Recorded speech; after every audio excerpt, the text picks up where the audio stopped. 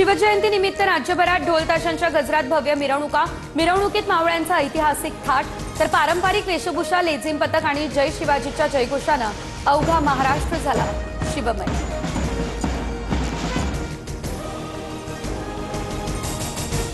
भंडाऱ्याच्या खोकरलात विनापरवाना शिवपुतळा स्थापन केल्याप्रकरणी तरुणांवर गुन्हे, शिवरायांचा तिरस्कार करणाऱ्या अधिकाऱ्याला हकलवून लावा, शिवभक्तांवरील गुन्हे मागे न घेतल्यास तीव्र आंदोलन करू, आमदार नरेंद्र भोंडेकरांचा इशारा। यवतमाळमध्ये एटीएसनं केलेल्या सर्च ऑपरेशनमध्ये अनेक धक्कादायक माहिती, फुटबॉल क्लबच्या नावाखाली तरुणांचं ब्रेन वॉशिंग, नवी दहशतवादी संघटना तयार करण्याचा कट उधळला, संशयास्पद हालचालींवरती एटीएसचं लक्ष। पुणे शहरातील अनधिकृत बांधकामांवरती महानगरपालिकेची कारवाई, खराडी, पाणेर, सूस, हडपसर भागातील अवैध बांधकामं जमीनदोस्त।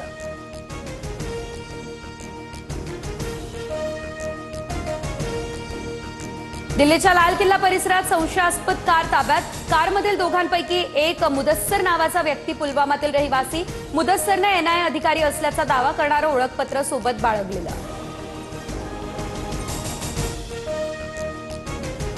राजधानी दिल्लीमध्ये इंडिया एआय इम्पॅक्ट समिट 2026चं आयोजन, भारत मंडपम इथे एआय समिटमध्ये पंतप्रधान मोदींकडून जागतिक नेत्यांचं स्वागत, सर्वजन हिताय सर्वजन सुखाय या थीमवर आधारित एआय समिट।